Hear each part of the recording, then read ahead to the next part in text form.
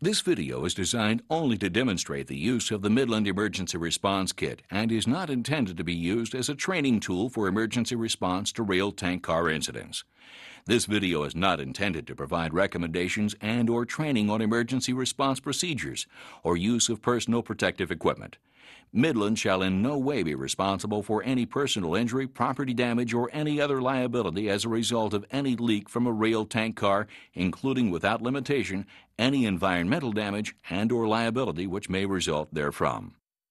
The following video has been produced by Midland Manufacturing to provide information on the proper procedures for using the Midland B240-B243 Emergency Response Kit for mitigating leaking valves and fittings on pressurized rail tank cars.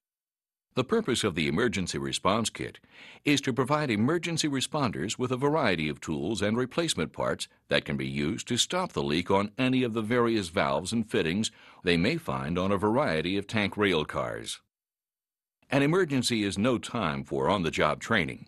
It is recommended that you familiarize yourself with the contents of this video, the Emergency Response Kit, recommended practices, and installation procedures before an emergency occurs.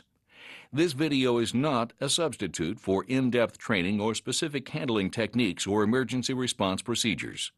In the event of a leaking valve or fitting, it is critical that appropriate steps be taken immediately to mitigate the leak. Anyone involved in capping a leak should follow their company's procedures and manufacturer's material safety data sheets, MSDS, regarding personal protective equipment. Note that in the event of an actual tank car leak, you would be required to wear the appropriate personal protective equipment. For purposes of this video demonstration, the participants are only wearing minimal safety equipment. Although rare when leaks occur on tank cars, they are usually found in the valves and fittings used to load and unload the tank cars or the safety relief devices used to protect the car from being overpressurized. The Midland Emergency Response Kit contains tools to allow the repair of leaking valves and fittings to stop leaks, as well as capping cans to contain leaks that cannot be stopped. Let's examine the contents of the Midland Emergency Response Kit.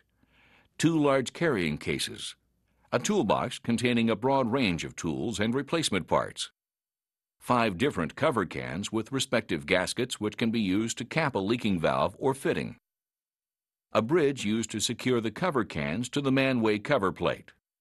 Rail tank car leaks may be found in several different locations, such as angle valves, pressure relief valves, gauging devices, sample valves, and thermal wells. Let's examine the procedure for stopping leaks from an angle valve. If the leak is through the side port of the angle valve, the first step should be to make sure the valve is closed. The next step should be to check the outlet flange bolts for tightness. Retighten all 4 bolts on the outlet flange. If the valve is closed and the outlet flange is secure, the next step is to tighten the pipe plug. If the leak is coming from below the valve mounting flange, tighten down the flange nuts nearest the leak and then alternating 1, 3, 2, 4. Leaks involving vapor angle valves should be handled in the same manner as liquid angle valves. If the leak persists, back out the pipe plug. Use extreme caution when doing this because the tank is under pressure. If the volume of the leak substantially increases as the plug is loosened and does not slow down after a moment or two, retighten the pipe plug and again check to ensure that the valve is closed. If the valve is securely closed and the leak persists, the next step is to cap the valve using a capping kit. We will cover this procedure in the containing a leak section of this video.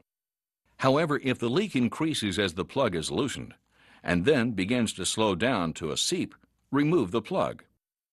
Using the wire brush from the toolbox, clean the male threads of the pipe plug and dislodge any debris from the female threads of the angle valve's port. Next, wrap the male thread of the pipe plug clockwise with 4 to 6 wraps of Teflon thread tape. Next, reinsert the pipe plug into the valve port. Be careful not to cross the threads. Wrench the pipe plug into the valve port using an 18-inch or longer pipe wrench so that the pipe plug will seal. If the leak is found in the packing gland of the angle valve, tightening the valve packing gland may stop the leak. If the leak is found in the packing gland of the angle valve, and the valve has an adjustable packing gland held in place by a top lock nut, loosen the lock nut without loosening the packing screw. Then tighten the packing screw with a wrench using approximately 60 foot-pounds of torque. If the valve adjustment is made by tightening down 2 stud nuts, wrench down the nuts alternately until tight. Be careful not to strip the threads. Next, we will examine stopping leaks from pressure relief valves. If a leak is between the valve and the mounting plate below the valve, tighten down alternately on the stud nuts 1, 3, 2, 4.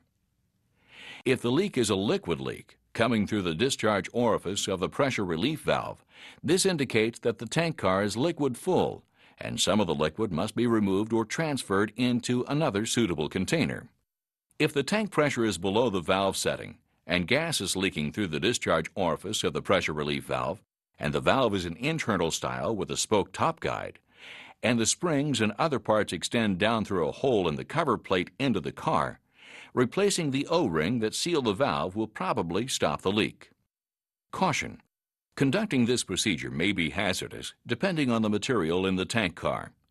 Maintenance personnel should be carefully trained before being permitted to perform the following procedure on a pressure relief valve mounted on a pressurized tank.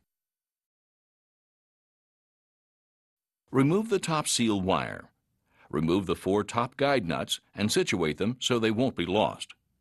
Mark the top guide and body with a vertical line to allow the top guide to be reinstalled in the same orientation. Pry up and remove the top guide. Put a wrench on the flats of the O-ring retainer and another wrench on the top lock nut. Hold the retainer in place to prevent it from rotating while backing off and removing the top lock nut. Caution: replace retainer. Replace the retainer with the retainer in the kit that has epoxied O-rings. If valve leakage continues, cap the valve with a cover can. Warning: O-ring replacement should only be done by trained personnel with proper replacement O-rings. Remove the retainer and look carefully for nicks, rust, scale, solidified product, and other foreign material on the valve seat. The O-ring makes its seal on the top of the crown of the valve seat and on a small area on the outboard side past the top of the seat. Use emery paper, 400 grit, to clean this surface. Then wipe away any loose residue. Visually inspect this surface to detect any irregularities that may still be there. After cleaning and confirming that the valve seat area is clean and free of defects, apply a small amount of lubricant to the exposed thread of the valve stem. We provide retainers for our valves with O-rings already glued into the retainer to prevent them from coming out during installation under pressure. Install the new O-ring retainer and secure it with the top lock nut. Take care to prevent rotation of the retainer using 2 wrenches. Install the top guide and secure it with the 4 guide nuts. Next, we will examine stopping leaks from gauging devices. If the leak is coming from beneath the flange mounting, tighten the stud nuts down alternately 1, 3, 2, 4. If the leak originates underneath the protective cap that is threaded to the top of the body, further tighten the cap with the appropriate wrench. Warning: do not remove the protective cap from a leaking magnetic gauging device under any circumstances. Doing so may cause the device to be ejected from the car under force. Next, we will examine stopping leaks from sample valves. The sample valve, which is located above the cover plate, usually consists of a nipple and a needle valve. If the leak is coming from the nipple, use the pipe wrench to further tighten it to the cover. There may be a leak between the nipple and the needle valve. Tightening the hex body of the needle valve may stop the leak. Next, we will examine stopping leaks from thermo wells. If the thermo well is leaking at the 3/4 inch pipe thread connection on the cover plate, use the pipe wrench to tighten the connection. Another potential leak path is below the hex cap at the top of the fitting. Further closing of this cap may stop the leak. Caution: do not remove the hex cap if this is where the leak is coming from, because the cap's removal could escalate the incident. If the preceding leak stopping techniques are not effective in eliminating the cause of the leak, And if all other appropriate options have been completely and thoroughly considered, then an emergency capping kit may be used to contain the leak. Caution! Response personnel should be aware that the use of a capping kit may prevent response personnel from pursuing alternative response options. Let's examine the equipment used for capping leaks. The Midland Emergency Response Kit consists of gaskets, cover cans, bridges, tie bars. There are 5 different sizes of cover cans with respective gaskets which can be used to cap the leaking valve or fitting. The first step is to lay the gaskets from the cover cans around the valve or fitting you are attempting to seal to determine which of the cans will fit. The individual cover cans or caps cannot be used if the valves and fittings on the manway cover plate have not been designed to be cappable. In this case, the fittings may be positioned too close together. The minimum spacing between the flange edges is 3/4 of an inch to permit the installation of the cover cans and their gaskets. Third, the nuts on the manway studs may be too close to the valve flanges, again 3/4 of an inch minimum spacing, to position the cover cans. If the spacing is less than 3/4 of an inch minimum, the capping kit cannot be used to apply a cap and achieve a seal to the cover plate. Next, prepare the sealing surface of the cover plate to receive the gasket.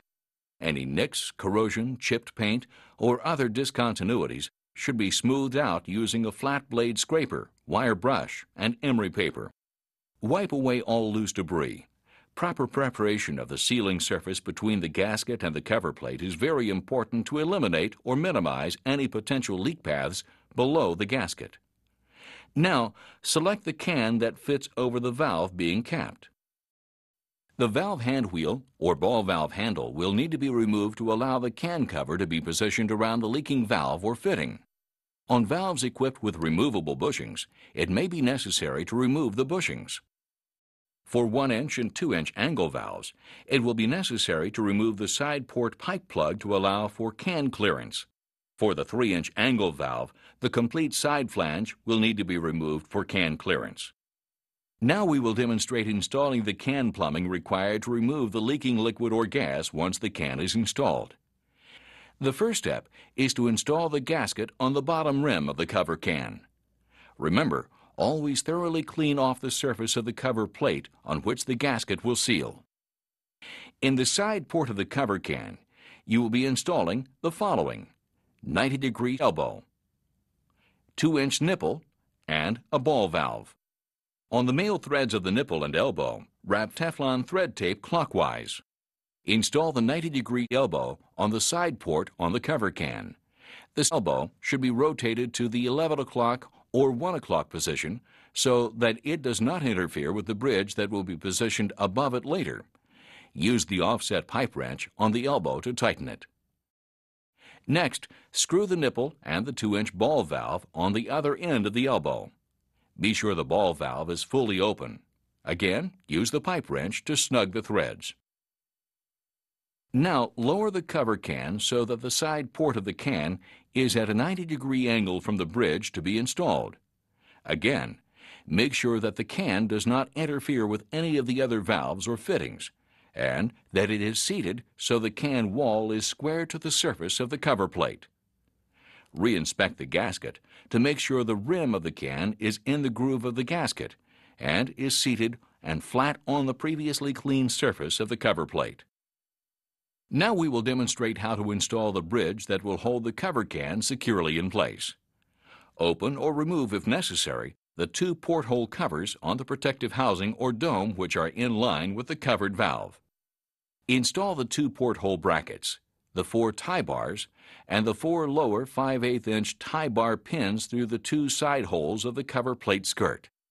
Note that on some protective housings or domes, the porthole under the hinge will require the use of the thin tie bar on the outside when the space between the hinge pin and the housing is too narrow for a 1-inch thick tie bar.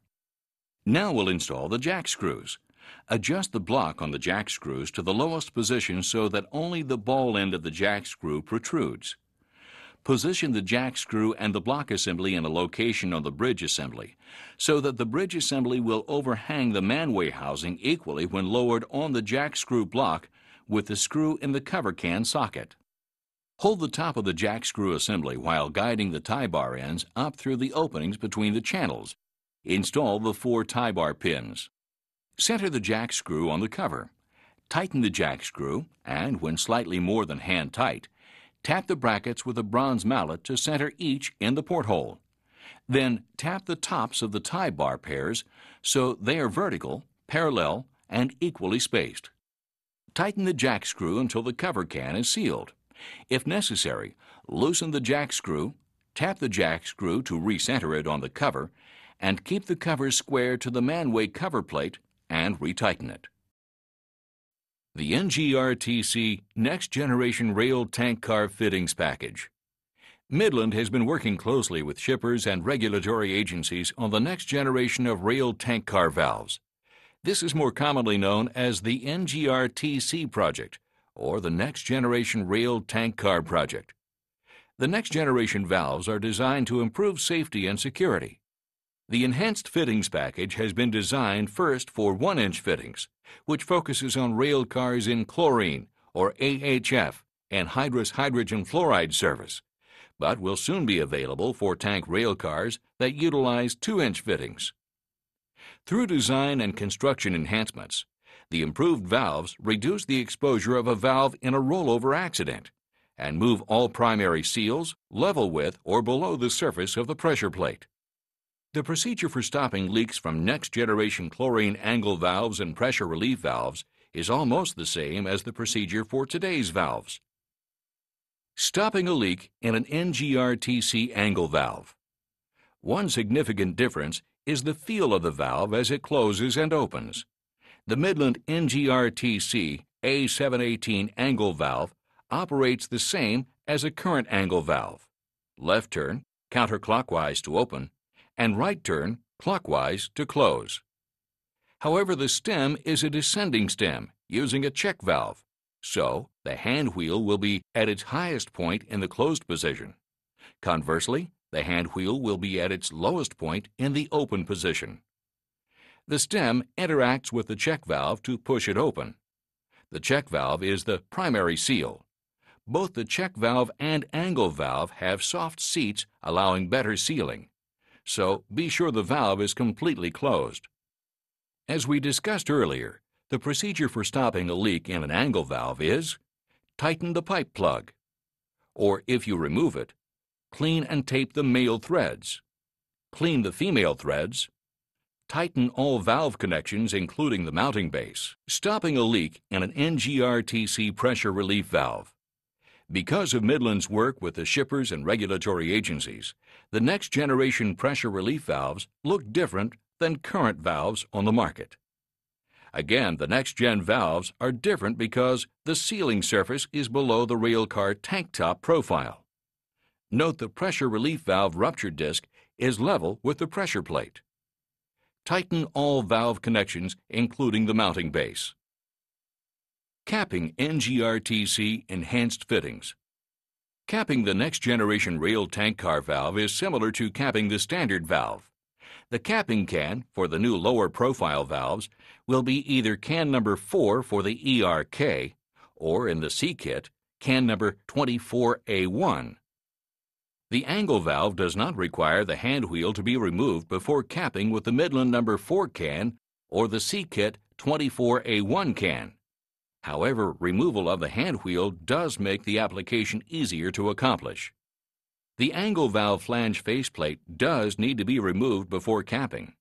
A recommended practice to aid in removal of the flange is to use a 1-inch diameter by 12-inch long threaded pipe to help pull out the flange plate. The pipe is not included in either the ERK or C kit and would have to be provided by the user. The chain and plug does not need to be removed. Wrap these around the valve to keep out of the way of the capping can. Assemble the gasket to the can and install the can over the appropriate valve. Follow the same procedure as shown previously for assembly of the jack screw, hold-down plate, and bolts. Installing the bridge on the next generation tank railcar fittings. The NGRTC fittings package includes a new top-of-the-railcar protective housing for chlorine applications. It has a lower profile, a wider layout, and is equal to an LPG style or 20-inch housing with 4 interior bars that are mounted inside the housing to accommodate the C-kit J-hook hold-down bars. The interior bars do not interfere with the valves or the side of the protective housing. With the NGRTC Fittings package's new protective housing, the bridge can be secured to either the interior bars or through the manway portholes. With the 4 interior bars, the C-kit J-hooks and the ERK tie bars have room to find the right spot to create a good connection for sealing over the capping can. When using the Midland ERK kit only, it is still recommended to use the portholes to connect the tie bars, just as it is currently done today. Note that 2 kits, ERK and C, are able to be applied simultaneously using the interior bars inside the housing. If using the portholes, only 1 kit should be applied at a time. Follow the previous instructions concerning installation of the tie bars, pins, and tightening down procedure. Remember, once a capping kit has been used to secure a leak, the shipper will be required to obtain an emergency exemption from the U.S. Department of Transportation if the tank car is going to continue to be moved. In addition, overhead clearance must be considered, since the kit is installed above the usual high point of the tank car. Close the 2-inch ball valve and inspect the cover gasket seal for leaks. If the gasket leaks, remove the cover, clean the cover plate surface, and replace the gasket if necessary. Reinstall the cover can. If leakage is contained, then the capping is complete. Note that after the leaking angle valve has been capped, if it is a liquid valve, then it is possible to use the other liquid angle valve to offload the product from the car. The procedure for installing a cover can over a pressure relief valve is the same as the installation on an angle valve. Caution: constant monitoring of the pressure in the car must be done before capping the pressure relief valve and after capping the pressure relief valve. The cover can should not be applied if the pressure in the car is exceeding the pressure relief valve pressure setting, since in this case the pressure relief valve is performing correctly and preventing overpressurization of the car. Now we'll demonstrate installing the cover cans for the sample valve and thermal well. If the leak is from the sample valve or the thermal well, these 2 fittings can also be capped with cover cans. To do this, use the small I-beam that is 3 inches high and 18 inches long with one of the 2 small cans attached to each end of the I-beam. Clean the gasket sealing surface around the leaking fitting. Install the bleed valve assembly in one cover can and install gaskets on both cans. Set the cover can with the bleed valve over the leaking valve or fitting. It is not necessary to cover the other non-leaking fitting with the other can. It may be necessary to remove one angle valve handle, which will be under the I-beam. Be sure that the second can is located so the center of the I-beam is directly under the compression screw jack. After the small I-beam is positioned under the bridge, follow the procedure covered earlier for the liquid angle valve. Remember, once a capping kit has been used to secure a leak, the shipper will be required to obtain an emergency exemption from the U.S. Department of Transportation if the tank car is going to continue to be moved. In addition, overhead clearance must be considered, since the kit is installed above the usual high point of the tank car. The Midland Emergency Response Kit can be used to stop non-accidental releases. Emergency response teams should familiarize themselves with the contents of the kit and practice assembling the kit on a tank car before an emergency arises. An emergency is not the appropriate time to begin an on-the-job training course. When responding to an emergency, follow your company's rules and recommended procedures and consult the manufacturer's MSDS for the appropriate personal protective equipment and respiratory devices. This video is designed only to demonstrate the use of the Midland Emergency Response Kit and is not intended to be used as a training tool for emergency response to rail tank car incidents. This video is not intended to provide recommendations and/or training on emergency response procedures or use of personal protective equipment. Midland shall in no way be responsible for any personal injury, property damage, or any other liability as a result of any leak from a rail tank car, including without limitation any environmental damage and/or liability which may result therefrom.